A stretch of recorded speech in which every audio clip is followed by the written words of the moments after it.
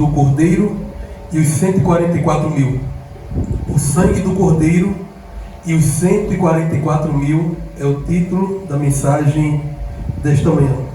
Sendo assim, eu gostaria que vocês abrissem a Bíblia no livro de Apocalipse, no capítulo de número 7. Apocalipse, capítulo de número 7.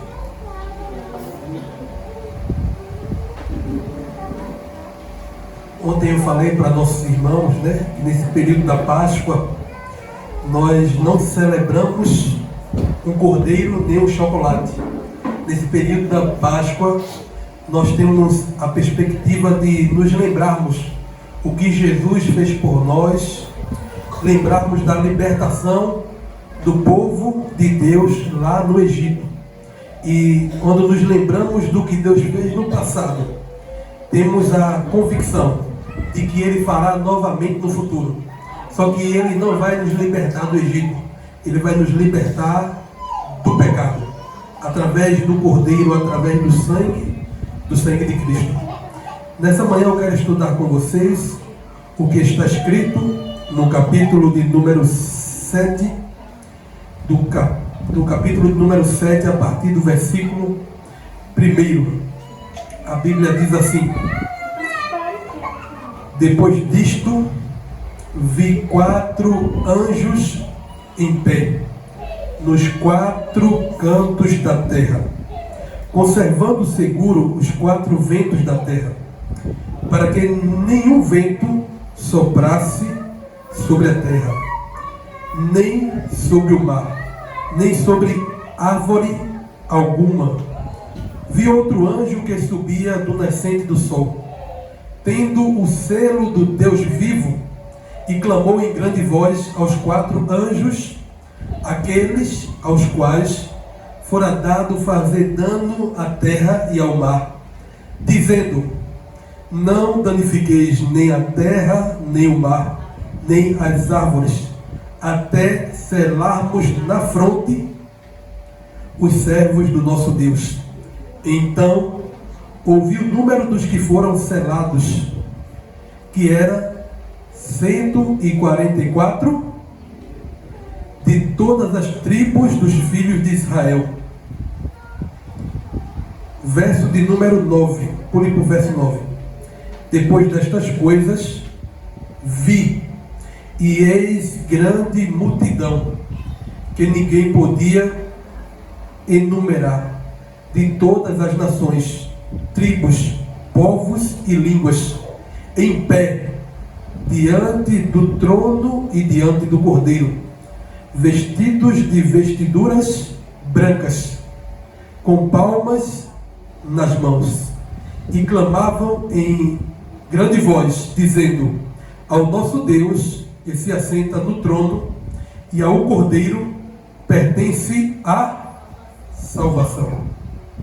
Amados, esse texto que nós acabamos de ler, tratando desses aspectos do livro do Apocalipse, onde apresenta os 144 mil, nós iremos neste momento destrinchar alguns desses versos, a fim de compreendermos a identidade dos 44 mil e também compreender por que esse grupo de pessoas estão nessa cena, por que eles estão aqui. E vamos entender qual o motivo deles fazerem parte desse grupo tão seleto. A Bíblia inicia dizendo que João, ele vê 4 anjos nos 4 cantos da terra. Esses anjos estão nos 4 pontos cardeais. Eles estão impedindo que os ventos destruam a terra. Esses anjos estão ali não por muito tempo. E essa ação desses anjos de impedir que a terra seja destruída pelos ventos, significa que eles estão impedindo que uma destruição, que o juízo de Deus venha sobre a terra. Os ventos na Bíblia, eles são interpretados como juízos de Deus. Eles são interpretados como catástrofes, como guerras, como coisas que trazem caos e calamidade. Então esses anjos, a Bíblia descreve que eles estão nesses 4 cantos da terra, impedindo a destruição sobre a terra. Só que esse impedimento, ele não acontecerá por todo sempre. Esse impedimento, ele acontecerá até o momento aonde os servos de Deus forem selados.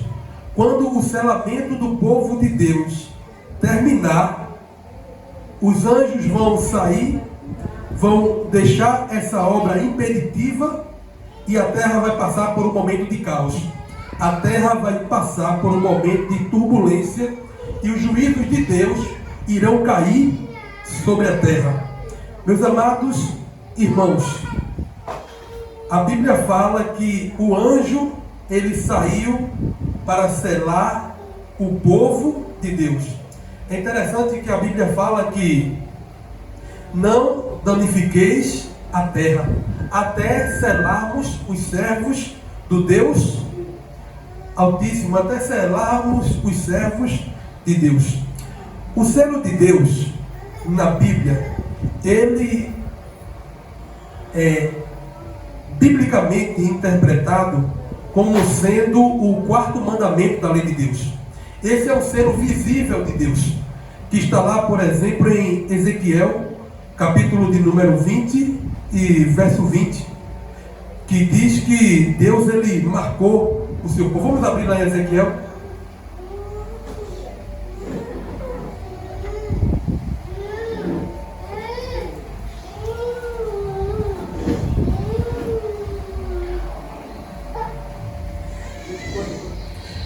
Verso 12. Ezequiel capítulo 20, verso 12.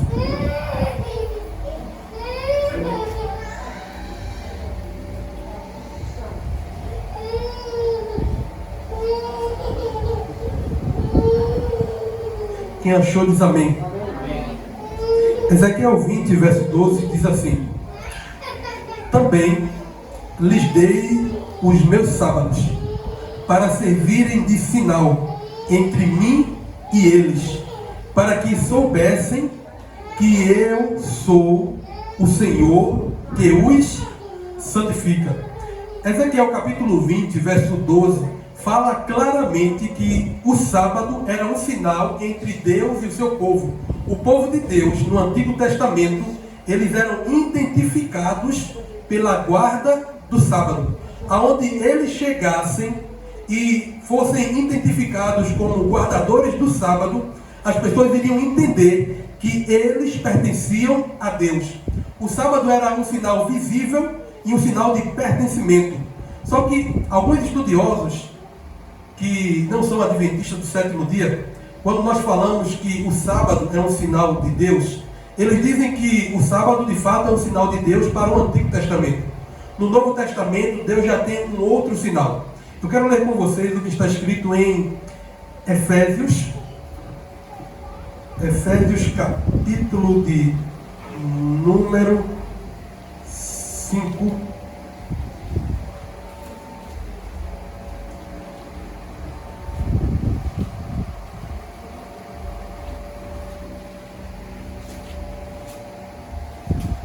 Efésios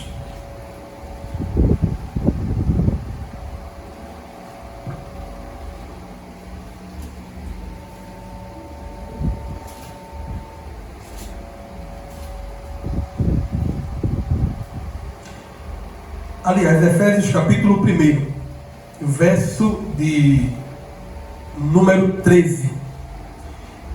Eu vou ler o verso todo. Efésios capítulo 1, verso 13. Quem achou diz amém. Amém. Diz assim: em quem também vós, depois que ouvistes a palavra da verdade e o evangelho da nossa salvação, tendo nele também crido, fostes selados com um santo espírito da promessa. Então, alguns estudiosos vão dizer que o sinal da nova aliança, o sinal do Novo Testamento do povo de Deus, é o Espírito Santo. É bem verdade que o Espírito Santo é o sinal do povo de Deus, como também o sábado é um sinal do povo de Deus. Eles não são excludentes. O Espírito Santo, uma vida no Espírito, uma vida marcada pelo Espírito Santo, me leva à obediência aos mandamentos de Deus, inclusive ao sábado. Então, o sinal do Espírito Santo, o selo do Espírito e o selo sabático, eles não são excludentes, mas eles andam juntos. É o Espírito Santo de Deus que me leva a uma vida de obediência. O Espírito Santo, ele é um sinal que não é visível, e o sábado é um sinal visível. Então a Bíblia fala claramente, voltando para Apocalipse capítulo 7, de que o povo de Deus seria marcado com um sinal visível. Eles seriam selados com o sinal de Deus, que aconteceria na mente deles, na fronte. Deixa eu abrir aqui.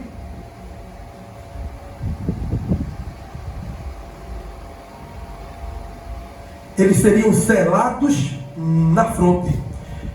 O nosso cérebro, ele é dividido em lóbulos, em 4 partes. E o lóbulo frontal, que é responsável pelas nossas decisões, é onde a Bíblia fala que Deus iria marcar o seu povo. Então essa marcação que se fala que é na fronte, ela está ligada às nossas ações, às nossas decisões.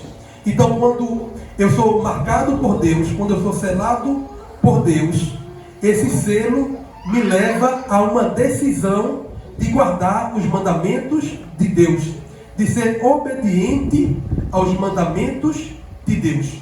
Então, resumindo, a Bíblia fala que uma destruição está sobrevindo à terra. No entanto, existem os anjos que estão impedindo, 4 anjos. Só que esse impedimento, ele acontecerá até Deus terminar a obra de selamento. Quando Deus selar os seus filhos, a terra vai passar por um momento de caos. Mas a pergunta é: quem são esses que foram selados por Deus?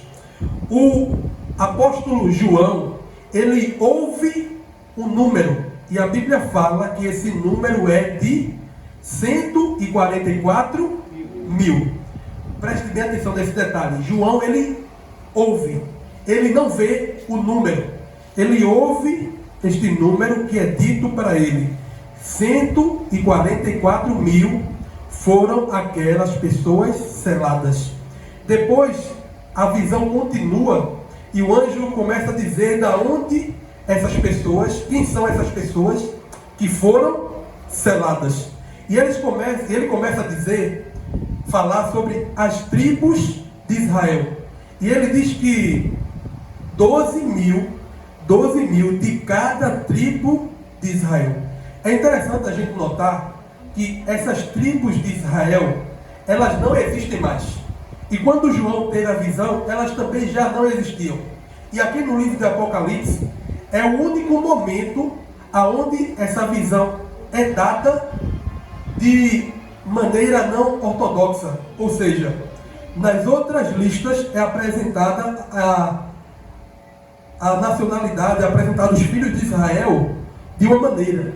Quando chega aqui no capítulo 7, é apresentado de outra forma. E 2 tribos estão de fora. A tribo de Dan e a tribo de Efraim. Essas 2 tribos, elas não fazem parte desta contagem. Os 144 mil, eles devem ser entendidos à luz do verso de número 9. O que é que diz no verso 9? Quem poderia ler aí novamente?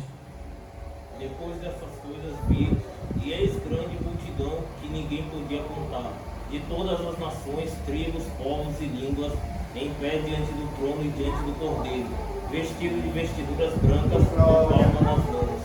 Veja bem, João, ele ouve um número, mas quando ele olha, ele vê o quê? Ele vê uma grande multidão. A grande multidão E os 144 mil são correlatos. Os 144 mil e a grande multidão são a mesma coisa, são as mesmas pessoas. Não há diferença entre eles. Essa nomenclatura que ele utiliza das tribos é para representar a totalidade do povo de Deus. João ouve um número, mas quando ele olha, ele vê uma grande multidão. E essa grande multidão vem da onde? Essa grande multidão vem de todas as nações, de todas as tribos, de todos os povos e de todas as línguas. Eles não são apenas judeus, como aparenta ser no verso de número 4 em diante, quando fala que eles pertencem às tribos de Israel. Os 144 mil são um grupo de pessoas que estarão vivas quando Jesus voltar. Os 144 mil é um grupo de pessoas que quando Jesus voltar, eles se encontrarão com o Mestre. Eles vão passar pela grande tribulação. Eles são aqueles que estarão vivos na volta de Jesus. Eles são aqueles que passarão pela grande tribulação quando Jesus voltar. Mas por que eles fazem parte deste grupo? Por que esse grupo de pessoas foi escolhido? Vire a página, para quem está com a mesma versão da minha. E vamos lá para o capítulo 7 ainda, só no verso de número 13. Olha o que diz no verso 13. Um dos anciãos tomou a palavra, dizendo: estes que vestem de vestiduras brancas, quem são? E de onde vieram? Respondi-lhe: meu senhor, tu o sabes. Ele então me disse: são estes os que vêm da grande tribulação. Então, os 144 mil é o grupo que veio da grande tribulação. Outra característica, continuando o verso: tu sabes, ele disse, estes são os que vêm da grande tribulação. Lavaram suas vestiduras e as alvejaram no sangue do Cordeiro. Razão porque se acham diante do trono de Deus e o servem de dia e de noite no seu santuário. A Bíblia fala que esse grupo de pessoas, os 144 mil, que é a representação do povo de Deus que vai estar vivo quando Jesus voltar, ali eles estão porque lavaram as suas vestiduras no sangue do Cordeiro. Queridos, eles não estão salvos porque guardaram os mandamentos de Deus. Muito embora os mandamentos de Deus sejam importantes, eles não estão ali porque eles tinham um tipo de alimentação diferenciada, um tipo de alimentação saudável. Muito embora isso seja importante, eles não estão ali porque eles devolviam os seus dízimos e ofertas, embora isso seja importante. Só existe um motivo pelo qual aquelas pessoas passaram pela grande tribulação. É porque elas lavaram as suas roupas, as suas vestiduras no sangue do Cordeiro. As vestiduras na Bíblia, elas simbolizam pecado. Eu não sei se vocês se lembram daquela passagem bíblica que está lá no livro do profeta Zacarias, quando o diabo aparece e ele fala que o sacerdote Josué está com as suas roupas sujas.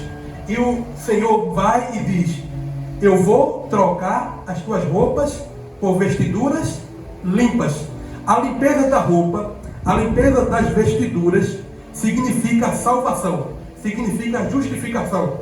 Nós estamos com a nossa roupa suja, nós estamos com a nossa vida suja pelo pecado. E esse pecado só pode ser limpo pelo sangue do Cordeiro. nada que nós fazermos pode apagar o nosso pecado. O único que tem poder para nos limpar e nos purificar é o sangue de Jesus. É o sangue do Cordeiro. O sangue do Cordeiro, ele é o motivo pelo qual essas pessoas lavaram as suas roupas, é o motivo pelo qual elas estão diante de Deus. Queridos, aqueles que lavam as suas vestiduras diante de Deus, eles guardam os mandamentos do Senhor. Eles se preocupam com a sua saúde. Eles são fiéis a Deus com as suas finanças, com o seu tempo, com a sua vida. O sangue de Cristo é o que nos capacita a estarmos diante de Deus. Eu não sei se falo para alguém que está com as vestiduras sujas. Eu não sei se falo nessa manhã para alguém que está com a vida suja pelo pecado. A solução para você é se lavar no sangue do Cordeiro. É se lavar no sangue de Cristo. Veja, volte algumas páginas e vá para o capítulo 1 do mesmo livro. Capítulo 1 do livro do Apocalipse. O verso de número 6 do capítulo, o verso de número 5 do capítulo 1 diz assim: e da parte de Jesus Cristo, a fiel testemunha, o primogênito dos mortos e o soberano dos reis da terra, aquele que nos ama e pelo o seu sangue, ele fez o quê? Nos libertou dos nossos pecados. O sangue de Cristo é ele que nos liberta do pecado. Amados, existe um texto lá em Levíticos, capítulo de número 17, se não me falha a memória agora, que fala que a vida está no sangue.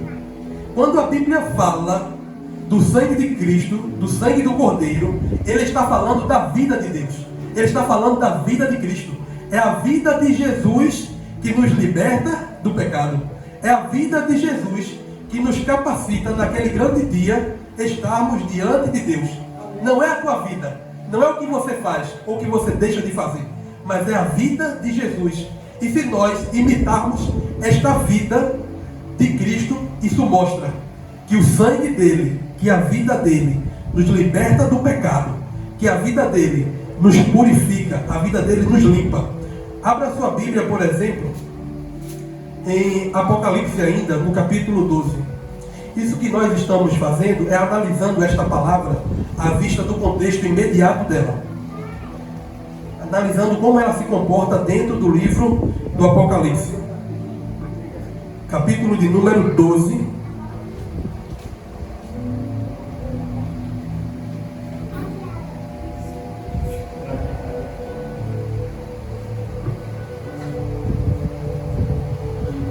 Olha o que diz no verso de número 11.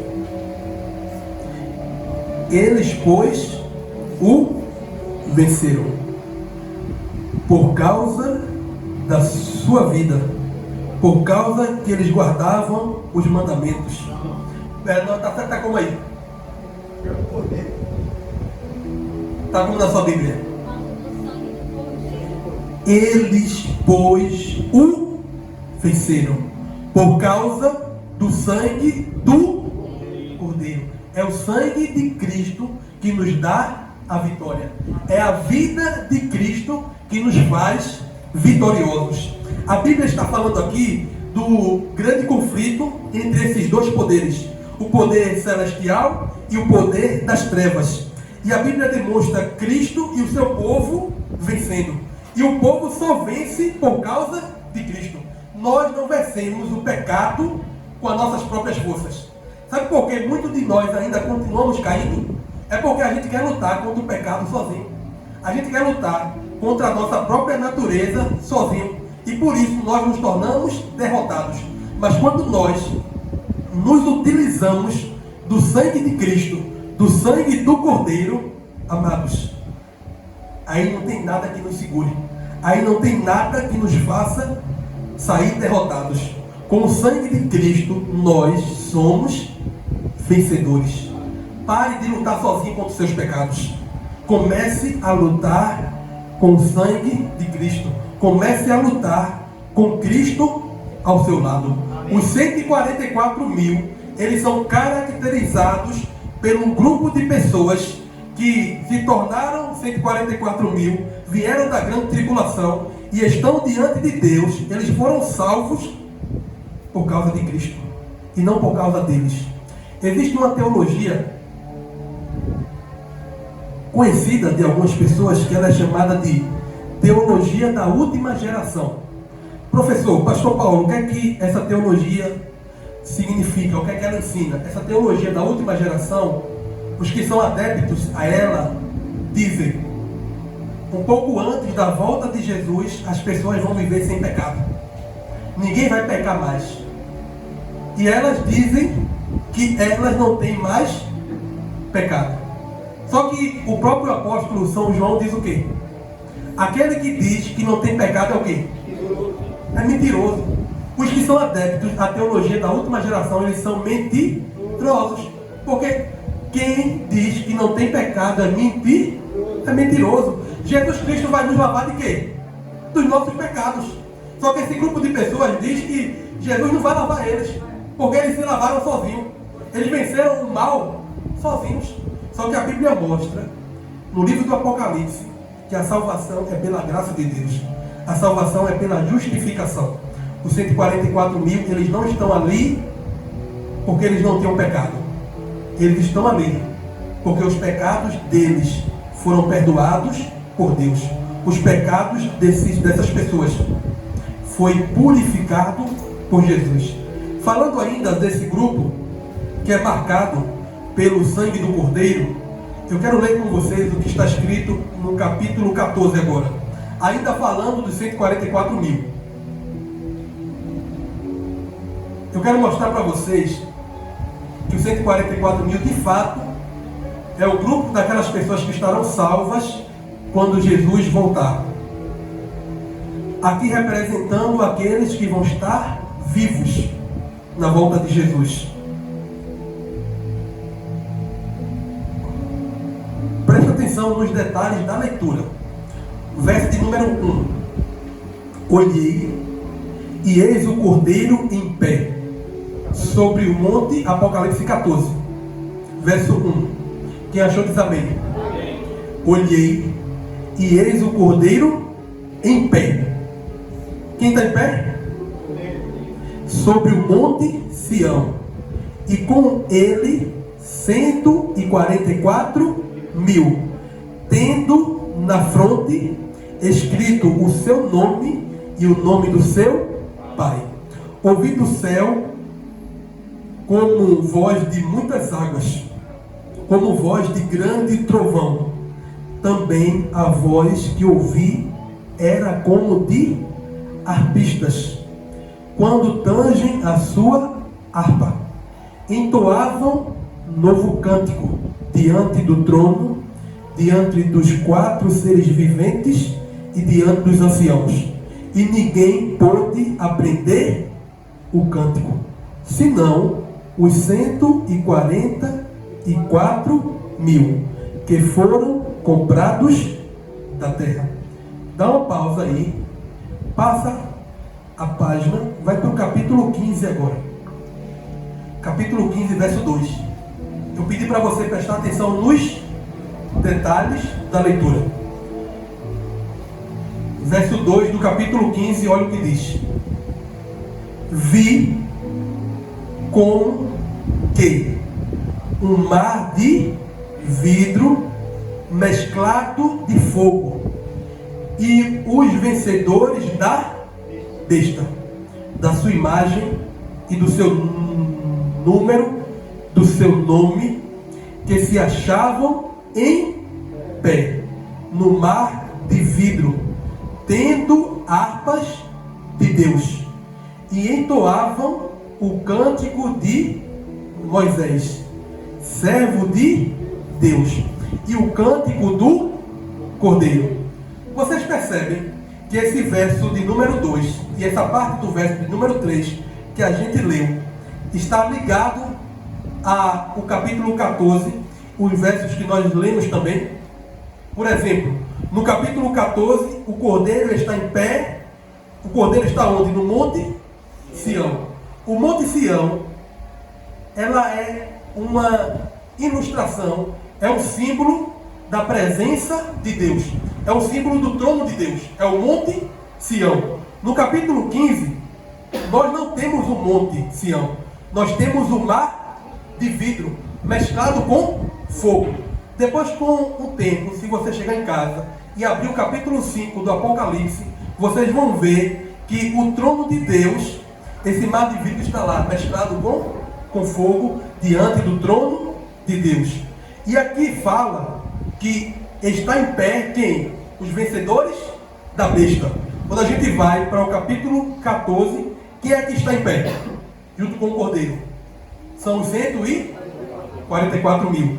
Aqui fala que João, no capítulo 14, ele começa a ouvir o quê? Uma voz de harpistas, como tangem as suas harpas. Quando vai para o capítulo 15, quem é que tem as harpas? Os vencedores da besta. Eles têm harpas de Deus. Finalzinho do verso 2, não diz isso? Não está assim, Juninho? No finalzinho do verso 2. Tendo harpas de Deus. Voltando para o 14, a Bíblia fala o quê? Que foi feito um cântico. E quem foi que aprendeu esse cântico no capítulo 14? Se não os 100 e... Quando eu viro a página e vou para o capítulo 15, quem é que está louvando? O cântico de Moisés e do servo de Deus. Os vencedores da besta. Vocês percebem que os vencedores da besta e os 144 mil são a mesma pessoa? Isso é um nome, uma nomenclatura simbólica para falar daquelas pessoas que serão salvas, para falar daquelas pessoas que vão estar diante de Deus. Então, uma hora a Bíblia diz, eles são uma grande multidão. Uma hora a Bíblia chama, eles são 144 mil. E outra hora a Bíblia chama, eles são os vencedores da besta. Essas nomenclaturas são para falar apenas de um grupo de pessoas, que são aquelas pessoas que lavaram e alvejaram as suas roupas no sangue do Cordeiro. Esse é o motivo que elas foram poupadas e que elas foram salvas por Deus. Eu não sei se você se lembra lá do fato que aconteceu quando Deus libertou o povo do Egito.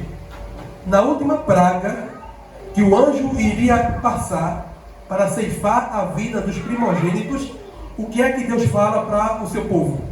Vocês têm que matar o cordeiro, esse cordeiro tem que ser perfeito, e vocês têm que melar de sangue nos umbrais da porta. A porta que tiver marcada com o sangue do cordeiro, essa porta, o anjo ceifador, o anjo da morte, ela não vai entrar. Ela vai pular esta casa, poupando a vida dos primogênitos. E ali acontece o quê? Um morticínio. Todos os primogênitos de Faraó, da casa de Faraó, foram mortos. E o povo de Deus foi poupado. O povo de Deus foi poupado por causa de quê? Por causa do sangue do Cordeiro. É o sangue do Cordeiro que nos qualifica. É o sangue do Cordeiro que nos salva. É o sangue do Cordeiro que nos livra. Amados, finalizando, eu quero apresentar mais algumas características desses que serão salvos na volta de Cristo. Primeira característica, eles foram lavados por Cristo. Eles foram salvos e justificados por Deus. Segunda característica, verso de número 4 do capítulo 14. Abra sua Bíblia no verso 4 do capítulo 14. Diz assim, verso 4 do capítulo 14. São estes os que não se macularam com mulheres, porque são castos. São eles os seguidores do Cordeiro, por onde quer que vá. São os que foram remidos dentre os homens, primícias para Deus e para o Cordeiro. e não se achou mentira na sua boca, nem tem mácula. Vocês percebem que esse grupo de pessoas é o grupo de pessoas que viveu uma vida santificada? É um grupo de pessoas que, apesar de serem seres humanos, falhos e pecadores, lutaram contra o pecado com o sangue de Deus, com o sangue de Cristo, e venceram. São pessoas santificadas. A Bíblia fala que eles não se macularam com mulheres, eles são castos. Isso não quer dizer que os 144 mil, eles são virgens do ponto de vista literal. O livro do Apocalipse, ele é um livro simbólico. E quando fala que eles não se macularam com mulheres, quer dizer que eles possuem uma doutrina pura. Eles não beberam do vinho de Babilônia. Eles não adotaram as doutrinas falsas ensinadas no mundo atual, aonde fala que o homem tem uma alma que é imortal e nunca morre, aonde fala que o dia de adoração é qualquer um dia e Deus não estabeleceu o seu próprio dia. Essas falsas doutrinas, os 144 mil, eles são castos. Eles não se macularam, eles não beberam dessa fonte, eles não beberam dessa doutrina. Uma outra característica deles é que eles são seguidores do Cordeiro, por onde quer que o Cordeiro vá. Veja bem, os 144 mil aqui nesta terra, se o Cordeiro vai para a esquerda, eles vão atrás do Cordeiro. Se o Cordeiro segue para a direita, os 144 mil seguem à direita atrás do Cordeiro. Se o Cordeiro avança, eles avançam com o Cordeiro. Os 144 mil é um grupo de pessoas que aprendeu a seguir a Cristo aqui nessa terra. Então, quando Jesus voltar, ele vai pegar esse grupo de pessoas para continuar seguindo no céu, porque eles seguiram aqui na terra. Então, eles vão continuar seguindo a Deus no céu. A Bíblia também fala uma outra característica extremamente importante, de que eles foram comprados. Isso aí eu já falei agora há pouco, sobre o sangue do Cordeiro, e falam que eles são pessoas que amam a verdade. Eles não são mentirosos. Amados irmãos, a mentira tem que passar distante de nós. Nós somos cristãos, seguidores de Cristo, e nós somos guiados, devemos ser guiados pela verdade. Sim, sim. Não, não. Nem brincando a gente pode falar mentira. A Bíblia fala que quem é o pai da mentira? O diabo. Se a gente brinca com a mentira, se a gente conta mentira, a gente tem parte com quem? Com o diabo. Da nossa boca tem que sair a verdade. Doa a quem doer. Mesmo que nós venhamos a nos prejudicar, aqueles que acham que se prejudicarão falando a verdade, assim a gente tem que proceder. Sempre da nossa boca tem que sair a verdade. Eu não sei se vocês se lembram de Davi. A mentira é muito perigosa, irmãos. Eu não sei se vocês estão lembrados que quando Davi fugia de Saul, ele foi na casa dos sacerdotes, e o sacerdote perguntou: Davi, você está fazendo o que aqui? Ele diz: foi o rei Saul que mandou vir aqui. Eu estou aqui numa missão. Ele estava mentindo. O sacerdote pega ele, pega os homens que estavam com ele e bota dentro do templo, dentro da casa sacerdotal, e Davi fica lá. Saul descobre que Davi está lá, manda os seus soldados irem até a casa do sacerdote. Davi já não estava mais lá quando os soldados de Saul chegaram. Sabe o que Saul mandou fazer? Mandou matar todos os sacerdotes. Só escapou um sacerdote. A mentira de Davi custou a vida de pessoas inocentes. A mentira, ela é do diabo. Deus não tem parte com a mentira. É por isso que a gente tem que falar a verdade. Doa a quem doer. Quando a gente mente, muitas das vezes é porque a gente não confia em Deus. Davi aqui, no texto que eu citei, claramente ele não confiou em Deus. Ele pensou: se eu falar para o sacerdote, ele não vai me receber, não vai me dar abrigo. Se eu falar para o sacerdote, vai que ele conta para Saul. E a mentira dele custou a vida das pessoas. Os 144 mil, eles, não há mentira na boca deles. Eles são homens e mulheres que falam a verdade. A vida deles não tem mácula ligado com a mentira. Eles não possuem essa mácula. Não há mentira na boca dele. Finalizo agora. O pastor já falou quase uma hora, pastor.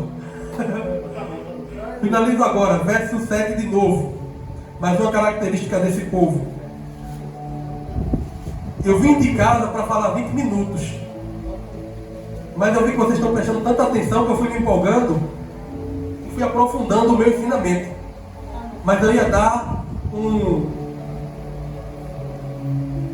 leite, né? Mistura de leite com água. Mas eu vi que vocês estavam prestando tanta atenção que eu disse: eu vou dar feijão com arroz. Eu vou dar uma comida mais forte, consistente, que ajuda a gente a ficar em pé. Amados, eu encerro com esse verso que nós já lemos e eu repito. Aliás, verso 15, nós lemos uma parte dele. Quem está comigo aqui diz amém.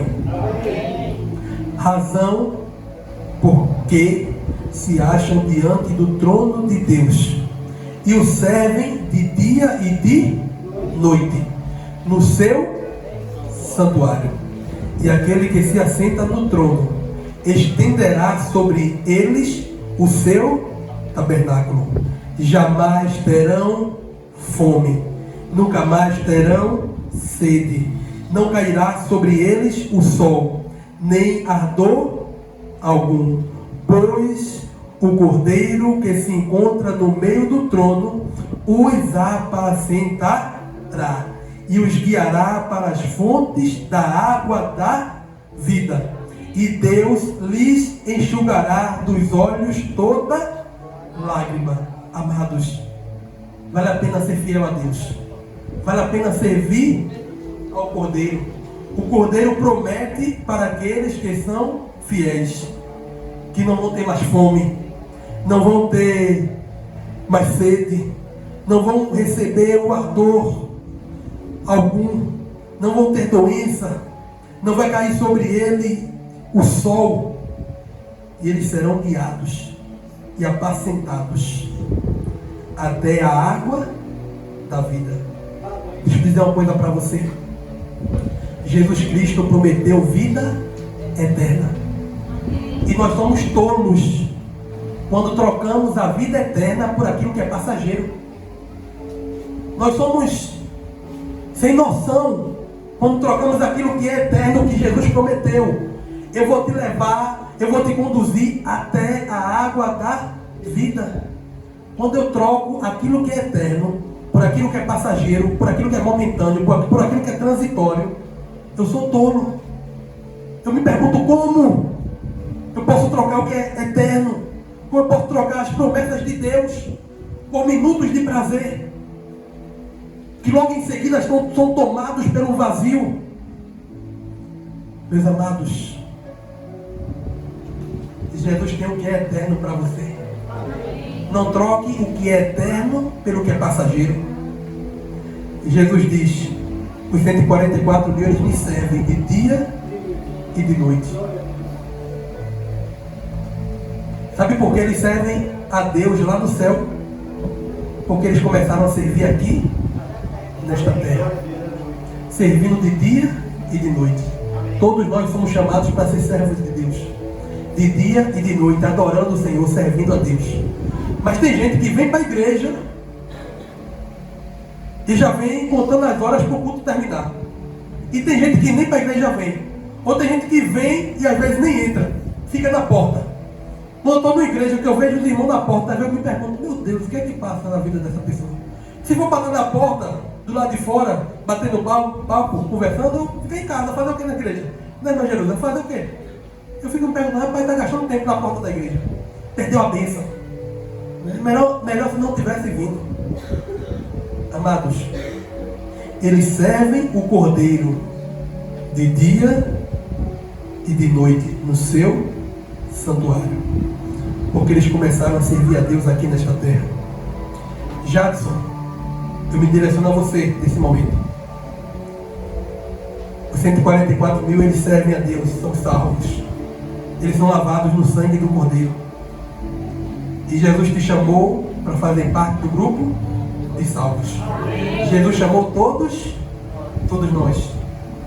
Nessa manhã, para finalizarmos o nosso culto, nós teremos o batismo do Jadson, a demonstração pública da fé dele, a demonstração pública daqueles que foram lavados no sangue do Cordeiro. Ele será lavado nesta água, mas antes de ser lavado nesta água, ele foi lavado pelo sangue do Cordeiro. E é por isso que ele aqui entrará comigo nesta manhã. Quantos nesta noite querem dizer: Senhor, eu quero fazer parte do grupo que está, o grupo que está salvo? Ah, sim, eu falei de noite, é para ver se você estava prestando atenção. Irmãos, eu estou pregando todas as noites, já faz alguns dias, lá em Newton Carneiro. Então toda hora, quando chega durante o dia, eu troco as bolas.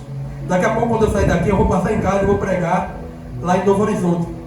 Em algum momento também eu vou falar à noite. E capaz que quando chegar à noite e eu vou pregar lá em Newton Carneiro, eu vou falar dia. A mente já está confusa. Mas você que está ouvindo aí na rede social, a gente está durante o dia aqui, não é à noite. É um momento de festa.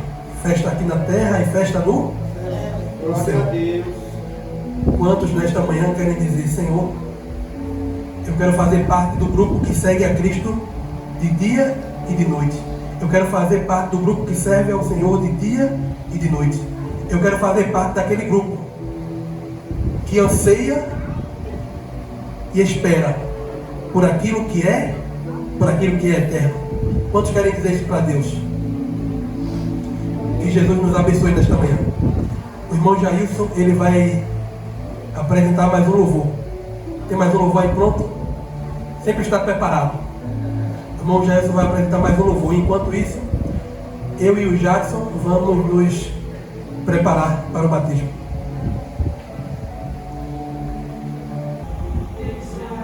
Jackson, com muita alegria que nesta manhã eu estou aqui com você para selar a sua decisão ao lado de Jesus Cristo. Você está aqui nessas águas porque você já foi lavado por Cristo. E agora a sua decisão pública diante dos irmãos e como ministro do Evangelho, para que você tenha o seu nome escrito no livro da vida do Cordeiro, para que seus pecados sejam perdoados e para que você receba os dons do Espírito Santo como ministro do Evangelho. Eu te batizo em nome do Pai, do Filho, do Espírito Santo. E a igreja diz: amém.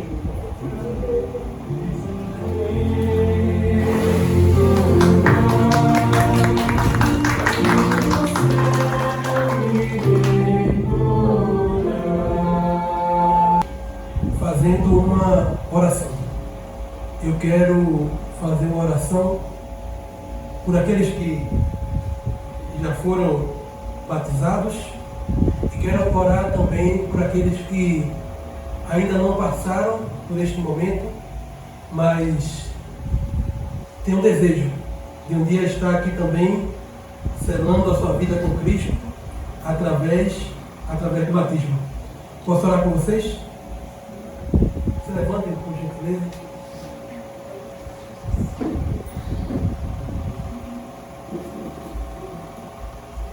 Senhor nosso Deus e nosso Pai Celestial, louvado e exaltado seja o Teu nome, Senhor. Nós te agradecemos pela vida do Jadson, um jovem que na melhor idade, muito embora não haja idade para se entregar a Ti, mas na juventude, ele entrega a sua juventude ao Senhor. Ó Pai, que o Senhor faça do Jadson um grande servo Teu. Que o Senhor faça do Jadson um grande missionário. Que a Tua mão poderosa que sustenta este universo continue sustentando a vida do Jadson. doravante de uma maneira ainda mais clara, de uma maneira mais tangível, que todos os dias da vida dele ele tenha essa certeza, que o Senhor está sustentando e o guiando para perto de ti. O abençoa. Abençoa também os teus filhos dessa congregação, aqueles que em algum momento já fizeram este voto com o Senhor e foram batizados também. E neste momento o Senhor possa estar renovando este voto, que o Senhor possa estar fortalecendo a fé dos teus filhos. E aqueles que ainda não foram batizados, mas têm esse desejo no coração, que logo, logo, Pai, eles possam estar passando por este momento especial também. O Senhor está os chamando para que eles possam selar a vida ao lado do Senhor, através do batismo. Que logo, logo eu possa retornar aqui, ou na igreja de Água Preta, onde quer que for, para estar batizando aqueles que ainda não são, para a honra e glória do teu nome santo. Colocamos a nossa vida nas tuas mãos e fazemos isso no nome de Jesus. Quem crê diz amém. Amém.